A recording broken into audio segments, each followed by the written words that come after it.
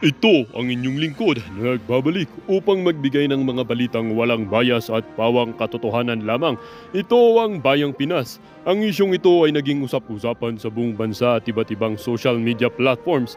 Isang nakakagulat na revelasyon ang ginawa ni General Torre kaugnay ng kontrobersyal na raid sa Kingdom of Jesus Christ o KOJC ni Apollo Kibuloy. Sa isang pahayag, inaman ni General Torre na wala namang natagpuang secret tunnel sa loob ng simbahan taliwas sa mga naunang ulat na kumalat sa publiko. Ayon kay General Torre, ang tunay na utos na ibinigay sa kanya ay hanapin ang yaman ni Kibuloy at tiyaking maipasa ito sa mga matataas na opisyal na kilala sa mga alias na unang ginang Smugs, Presidente Kuting at Speaker of the House Tamba. Ang mga naturang alias ay tila tumutukoy sa mga kilalang personalidad sa gobyerno. Ang pahayag na ito ay lalo pang nagpaigting sa kontrobersya at umani ng matinding kritisismo mula sa iba't ibang sektor ng lipunan. Maraming mamamayan ang nadismaya sa sinabing pagkakasangkot ng matataas na opisyal sa iligal na pagkuha ng yaman at pang-aabuso sa kapangyarihan. Nananawagan ng ilang grupo para sa isang masusing investigasyon sa naturang insidente at sa mga umanong anomalya na kinakasangkutan ng mga opisyal ng gobyerno. Ayon sa mga kritiko, ang pangyayaring ito ay nagpakita ng malalim na problema sa sistema ng pamahalaan kung saan ginagamit ang kapangyarihan upang mapunan ang pansariling interes. Sa kasalukuyan, patuloy ang paghingi at ng paliwanag ng publiko at ng mga kinaukulan sa kung ano ang magiging hakbang ng pamahalaan upang masigurong mapanagot ang mga sangkot sa naturang kontrobersya. Ang isyong ito ay nagdulot ng malaking alon sa politika at inaasang magdudulot ng mas malalim na pagsasaliksik at aksyon mula sa mga ahensya ng pamahalaan. Para nga sa kabuang detalye ay panoorin na lamang ang buong video at salamat na rin sa ating mga solid viewers sa walang sawang pagsuporta. At kung bago naman sa ating channel ay syempre huwag kakalimutang mag-subscribe at pindutin ang notification bell. Piliin na rin ng all upang laging maging updated sa mga balitang bago, totoo at walang bias dito sa channel ng Bayan, ang Bayang Pinas. Huwag din kakalimutang mag-iwan ng like at mag-subscribe sa ating channel at i-share ang ating mga videos.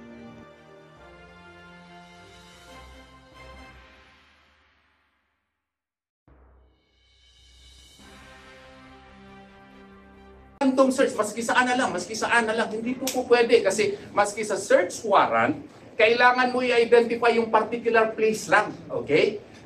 Bakit kailangan ganito? Kasi sa batas po kailangan reasonable yung search. Yung pag-search pa lang invades the privacy of other persons. You are already invading the property rights of other persons. So the police, in obeisance to its duty to enforce the law, is allowed latitude by the law to enter the property, but it must be reasonable entry. Dito, reasonably ba? Sabi ng presidente natin, wala daw armas, maski isa. Ngayon lang, after nung nag-declare niya, pero yung iba nga may armas pa. Pero yung nakita ninyo, day 1 up to day 5, no? Armado, pati nga si General Torre, kitang-kita ninyo, may ano yan, bit-bit yan sa kanyang likod, tsaka meron yang dito. Oo. So, siguro po, Mr. President, hindi kayo nabigyan ng tamang. Lang po ako nakakita na yung justification nila mananatilit dahil sa heartbeat. Oo. Yung heartbeat ng una doon sa JMC compound, oo, sa likod. Kaya ano nila. Tapos sunod sa cathedral na naman yung heartbeat. Tapos doon na naman sa kabilang office namin, heartbeat. Oo. So, wala pa po yan sa ating saligang batas na iyong heartbeat ang justification mo para magiging probable cause mo. Kaya nga, sabi ng korte doon sa TPO, kailangan ng judicial imprimatur yan. Pag-usapan natin yan sa korte. Halika, pag-usapan nga natin. Bakit, ganito siguro ang gagawin ng korte? PNP, bakit ba ayaw mo umalis dyan? You give me the reason. Tapos, tatanungin nyo dito, Attorney Torion, anong objection mo dito? Di sisabi ko yung objection ko. Yan. Tapos, magsiset yan ng parameters yung korte kasi wala ito sa batas natin. No? Violation ito sa ang mga ginagawa nila dito kasi invasion ng property rights. Ngayon, may mga equipo silang dinadala dito. Metal detector na. Akala ko ba tao ang hinahanap? Bakit pa yung mga metal detectors na? Di ba sinabi ko sa inyo kahapon, may dream ako? Yung dream ko na may gold sila na makikita dito. Oo, may gold na nakakatuon nga. Kasi kanina mga 4 a.m. may mga equipments ang dala dito ng mga metal detectors at ini-install nila doon sa cathedral. Anong hinahanap? Gold? Ako, nagtuturo akong natural resources. Siguro sa tingin ko lang, no? Tingin ko lang, kasi kung may makitang gold dyan, may stake na yung state. Kasi all natural resources are owned by the state. O baka hidden treasure na ipalabas. So meron na dapat share yung gobyerno. So, justification na naman nila na mananatili sila dito. Baka huwag naman ganun, no? Or to seize the properties of the kingdom of Jesus Christ. If they can find gold or nickel or iron or whatever they can find here or hidden treasure. So yun po, I don't know why they are looking for a metal detector. I have not heard that the pastor is so yun po ang pinagtataka po namin ngayon. In addition to that, kanina lang po, gusto nila kunin yung fire truck ng kingdom. Yung dito nakatabi, dito, nakaparking dito sa Waxis. Kasi meron daw silang master key galing sa R7. R7. So kukunin sana nila. Kaya lang po, nagtataka kami, ano ang justification nila kung gusto nila yung kunin. Nung kinumpronta namin kanina, ayan tumalikod na silang lahat. Ayaw na makipag-usap sa akin. Pero panigurado lang po, sinecure na lang namin yung aming fire truck dito. Kasi wala silang basis eh. They did not inform us if they have a order of the court seizing the fire truck or if they have a search warrant to search even the fire truck. Wala naman po. Tumahimik lang mo sila, tumalikod. And they would not even give me the name of the person na gusto daw ipaseize yung fire truck. So again, this is already becoming ridiculous. And di ba dinideny nila yung usage ng drones? Nagmirakulo si Allah subhanahu wa ta'ala kahapon, bigla na lang may nahulog na drone. Tapos, nahulog yung drone. Nakuha ng isang media personnel, no? Nakuha, siya yung nakakuha, nahulog lang bigla. Tapos, kukunin ng pulis. Sabi niya, hindi. I-inform natin si Attorney Torion. Pinuntahan ko yung drone. Pinuntahan ko. Kinuha ko. Tapos sabi niya, sir, pwede ba yung masauli sa amin? Bakit ikaw bang mayari? Sir, sa PNP po yan. Sigurado ka ha, ikaw nagsabi na sa PNP yan ha? Ay, hindi sir. Pag-utusan na po ako. So, kunin mo sa akin, sigurado ka, sasama ka? Hindi po sir. So, ako magdadala dito ha. Dinala ko. So, pinicturan ko, nandun na sa aking Facebook. Tapos, anong gagawin ko doon? Article 719 of the Civil Code, no? Kung merong mga movable property na lost property, kung ano yung owner, i-remit mo doon sa City Hall. So, pina-receive ko doon sa City Hall. So, yung PNP or sino mang may-ari noon, i-claim mo yon sa City Hall. Okay? Sigurado ako wala nang mag-claim. Kasi kung sino mag-claim noon, sigurado ko kakasuhan din namin, no? Kasi kaya gift na siguro yon sa City Hall. The City, sabi ko may sex slave sa loob. Saka Daily Tribune on secret rooms, no? Itong sex slave, yung Sun News Agency, perhaps this is American, so I have to UK based. The people in the United Kingdom, if you are listening right now, I am Attorney Israelito Torion, and I am telling you the report made by Sun News Agency that there is a sex layer here is untrue. It is not true whatsoever, and that report was aired without getting our side. The rooms which were shown on TV are actually the rooms of the workers of the Kingdom of Jesus Christ. And I hope that you would understand that even if the Philippines is a third world country, KOJC can actually afford nice rooms for its members because one of the occupants there happens to be a lawyer, a lady lawyer, and some lady workers of the Kingdom of Jesus Christ. I would request Sun News Agency of the United Kingdom that before you air out news, sir, madam, you please get the side of the KOJC because this can mislead the people, and airing out news without getting the side of the other party is not journalism. That is propaganda. So I hope that you will not engage in propaganda, you would engage in real journalism.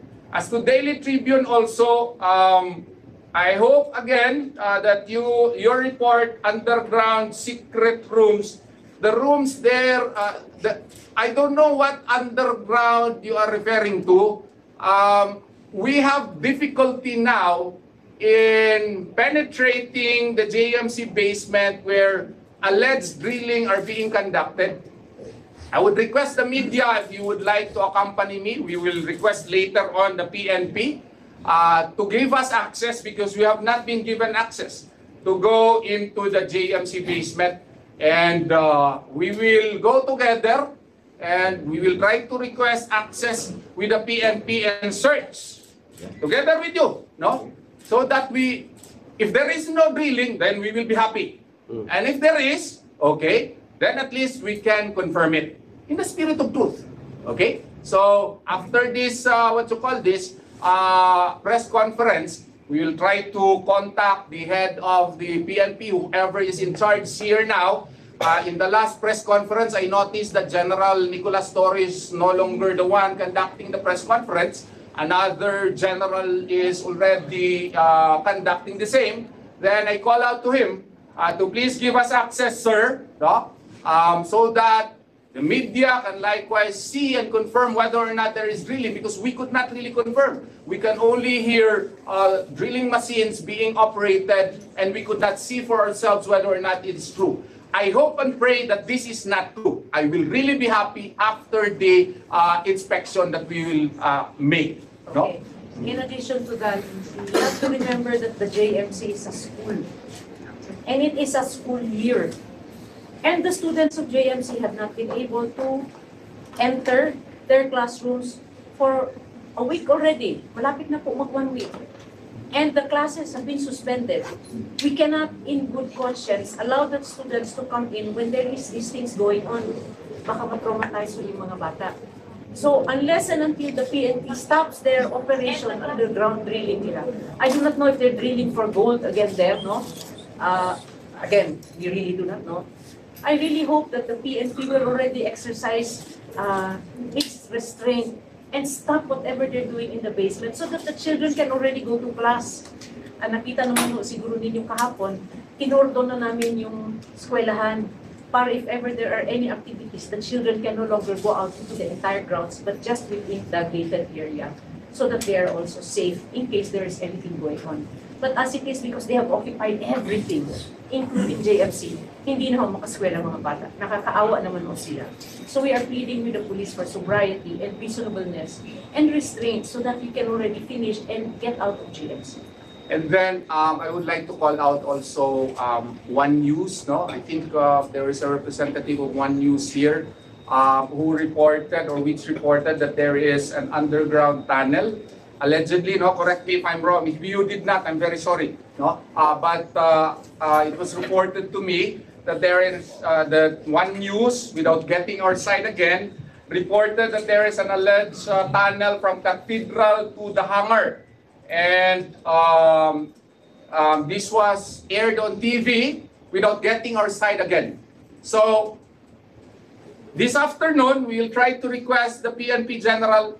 I will not request. Please, I will let One News request the PNP General to give us access to the basement of JMC. And I would like to request politely One News to lead the, the team of media personnel and guide us to this tunnel from Cathedral to hangar, so that it can be shown to the people whether or not there is indeed a tunnel from the Cathedral to hangar. No? So in the spirit of fairness and truthfulness, so that we will again be reminded that before reporting out the news, please again get the other side of the story so that you can give the people real news, not propaganda.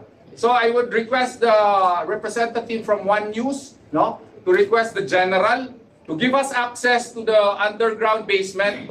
And if you can lead us, no, or perhaps one personnel also from KOJC, no, but since you reported it, please guide us to this alleged tunnel from Cathedral to hangar, because I, as a lawyer, I have been a lawyer here for a long time, would like also to know whether or not there is that tunnel, no, as reported by One News. So would I. Attorney, Yes, actually yes. it was written by Philippine Star. Ah. So we're also trying to contact for validity or for verification of the But why did you report it, ma'am, without getting Sir, our sorry, side? we're not the ones who created or wrote the report. It was from PhilStar. So we're also hoping for a balance when it comes to such an opinion, and we're also trying to reach out on other sources to verify if this is actually true. Okay, so what we will do now is please, if you can contact the new general who is apparently a new head in this operation to give us access to the JMC basement,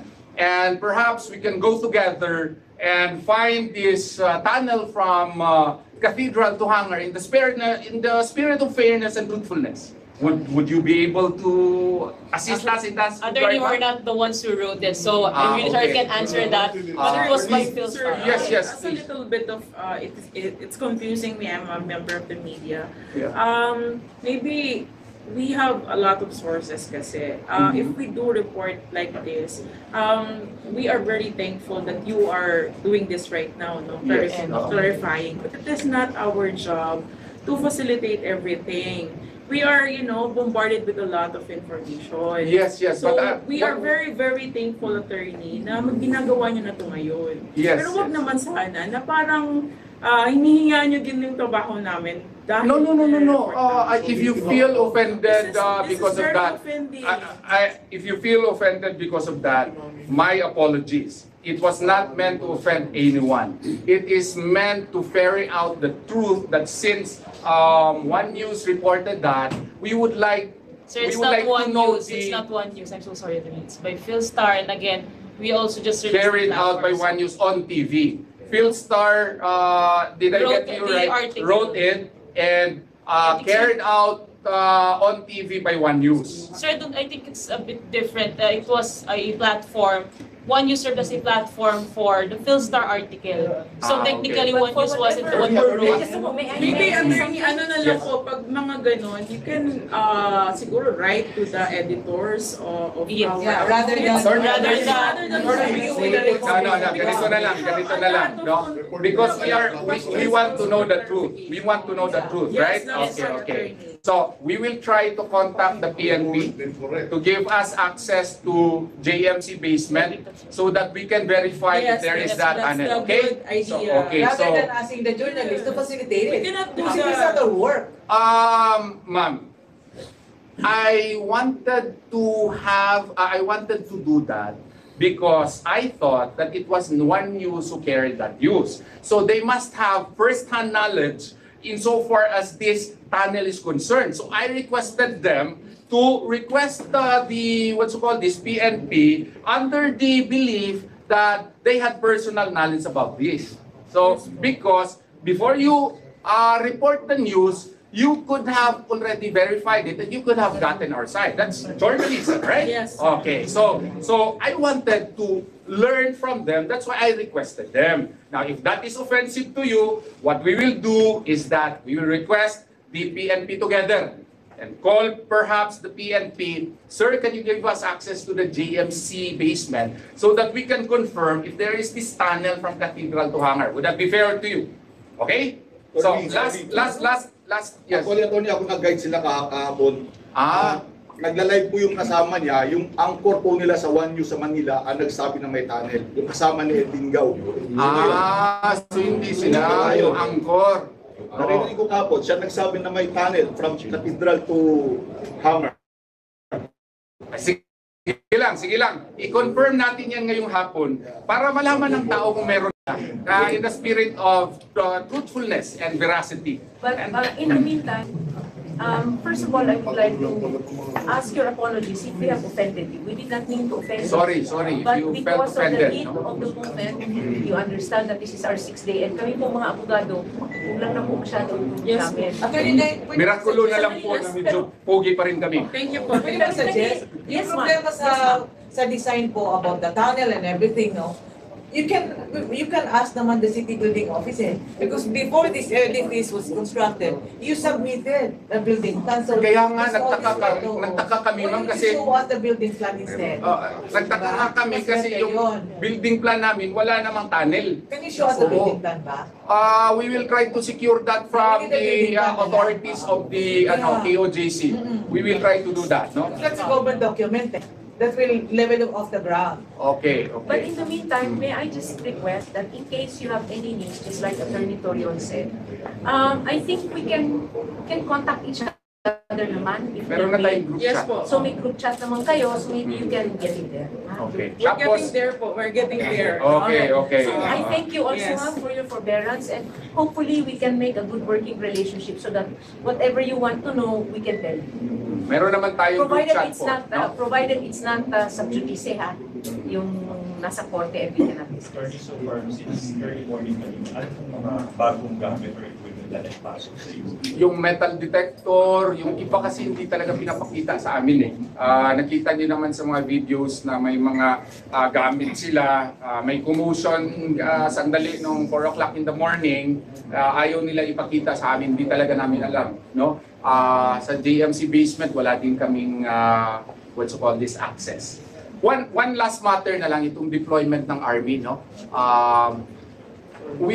Somebody clarified from SMNI as to whether or not it is true because under our constitution, the armed forces of the Philippines can only be called out in cases of lawless violence, rebellion, no? Nandyan yan sa ating konstitusyon. Ang reply naman ng army is that they are here to assist only in the maintenance of peace and order. Hindi sila kasali po sa arrest warrant. So para lang maklarify, in the spirit of truth and veracity, no? Yun pala. Kinonfirm nila na may army daw. As to hindi ko kasi talaga ma-determine kung army o hindi. May iba siguro, naka-civilian, I don't know. No? But that was confirmed that the army sent their troops. There was a text message. Colonel Di Mahala. There was a text message sent to me, but it is not it's not of my personal knowledge. It was only forwarded to me, no? And please, if we want really personal knowledge, I hope somebody from us can call Colonel Di Mahala to confirm this, no? But I requested the person who forwarded it to me to secure the consent of the AFP if we can inform the people so that there will be no confusion. And allegedly, he granted the request that the people should be informed. And yes. Do you have an issue with the police department? As for me, the army can be deployed only, it is within the call-out power of the president if there is lawless violence. The fact that members of the KOJC have faced cases, no? And 29 were already arrested and they are already subject to the jurisdiction of the court, proves that there is no lawless violence. So to our mind, it has no legal basis. But then again, who am I to say that, that it should not be done? No, I am not the President of the Republic of the Philippines. Maybe that's his decision as to whether or not it has basis. That's up to him. So are you saying, Attorney, na may kumpas ng mas president with the army? Presumably so, because the army would not move without the instruction from the Commander-in-Chief. So presumably, I can only make an intelligent guess, though it's not based on personal knowledge, that the army is here because there is an instruction from the Commander-in-Chief, and the Commander-in-Chief is the President of the Republic of the Philippines. Attorney, ilan pa ang members doon sa loob?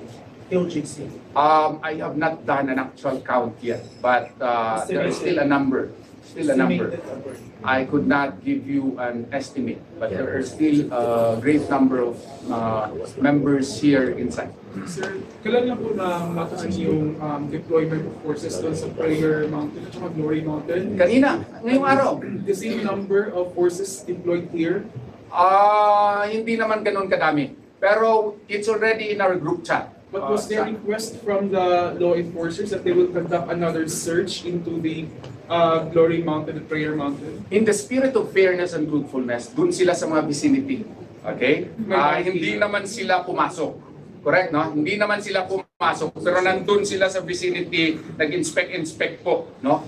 Ewan ko anong ginagawa nila, but there is a show. Una, sinabi nila unprogrammed na mga operations, no? O unprogrammed na mga projects. Tapos biglang sinabi nila na gagamitin na lang ito for infrastructure. Biglang meron na. Hindi mo po pwede gamitin ng pondo na nakalaan na, no? Para sa health, gagawin mo.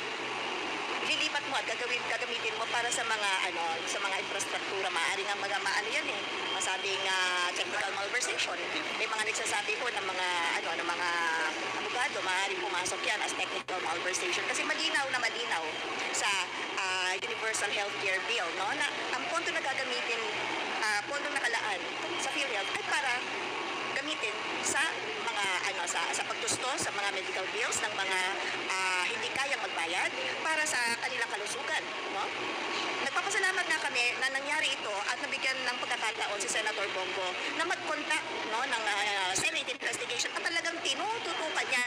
Sabi niya, meron naman pala kayong 500 million unused, hindi magamit. Bakit ang dami-dami namin nadidinig sa ground? Mga mahihirap, tayo na lang mag-hospital kasi gusto na lang na mamatay kasi walang pangbayad. Bakit maraming ganung mga kwento? Bakit yung single confinement policy, bakit isang beses lang? Yung mga contribution ng mga members, bakit hindi pwedeng babaan na lang? Total, may unutilized naman pala kayo. So yung mga bagay-bagay na yan, importante yan na ipanalangin natin sa Diyos, no? Kaya kami nagko-conduct nitong prayer rally, lalong-lalo na ngayon sa PhilHealth kasi mamamayan na po, lalong-lalo na yung mga kababayan natin mahirap na nangangailangan ng serbisyo pagdating sa kalusugan. Ang alam nating sasagutin ng Diyos, no, ang ating panalangin na hindi ituloy itong paglipat ng 89.9 billion. Nauna na yung 30 billion. 30 billion nailipat na. Pero naniniwala ako at buo ang aking loob, nakakatigan ng Korte Suprema kasi meron ngayong pending petition, no? Merong mga kababayan tayo na nag-file ng kaso ng petition sa Supreme Court na itigil ang paglipat na ito. At isauli yung 30 billion. At isoli kung meron mang nailipat na. So buo ang loob ko, nakakatigan ng Korte Suprema itong petitioners. Kaya nga po pinapanalangin din natin ang mga mahistrado ng Korte Suprema na buksan ang kanilang diwa, no? At maglabas sila ng hatol, no, ng decision pala sa petition na magsasang-ayon sa talagang sa interes ng taong bayan. Ma'am, tanong ko lang, kasi ang pinag-uusapan dito ay dating sa kalusugan, di ba? Health Department, tulong medikal. Ang tanong ko, meron bang excess talaga pagdating sa tulong medikal sa Health Department? Posible ba magkakaroon ng excess funds dyan? Hindi ko alam kung paano kasi pinapatakbo ng PhilHealth, no, ang kanilang pondo. Pero because insurance siya, tama? Hindi mo naman pwedeng ubusin yan. Kasi kailangan masustento ng PhilHealth yung kanilang obligasyon under the Universal Healthcare Act. Hindi lang sa panahon na to, pero sa mga susunod pang mga taon. So talaga naman hindi mo po pwede namang ubusin. Pero Hindi mo pwedeng kunin.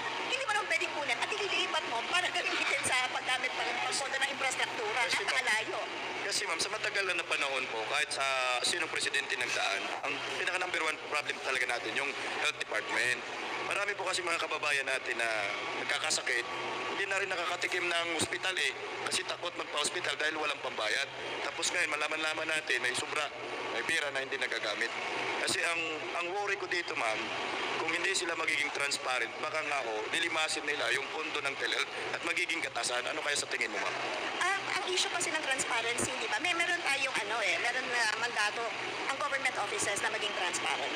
At karapatan ng mamamayan Pilipino malaman yan. Kaya hindi naman tayo dapat na mangamba, no, sa issue ng transparency. Usisiin natin, meron naman tayong karapatan para malaman saan napupunta. Itong mga, hindi lang ng mga contributions natin, pero yung binibigay rin na budget ng gobyerno, humihingi nga sila ng subsidy Kino-question nga ni Senator Bongo ngayon yan. Humihingi kayo ng karagdagang subsidy for 2025, pero meron naman pala kayong unutilized funds. Kaya sabi ni Senator Bongo, hindi ko talaga to titigilan. sitwasyon na to, hanggat hindi ninyo dinideliver yung pangako ninyo, unang-una na pagbaba ng premiums ng PhilHealth, na irekomenda sa Malacanang na hindi lang single confinement policy, at marami pa hong mga binigay na pangako ang PhilHealth na aayusin nila ang sistema nila para matugunan yung mga pangangailangan ng ating mamamayan pagdating mo sa kalusugan. Bilang isang ordinaryong empleyado, ma'am, kasi ang empleyado kasi every sahod nila nakaltasan agad ng premium ng PhilHealth. Ano kaya ang may magagawa kaya ang mga ordinaryong empleyado para mapigilan itong balak ng Marcos admin na kukunin yung pondo ng PhilHealth? May kasabihan kasi tayo, no? Ignorance of the law excuses no one. Diba?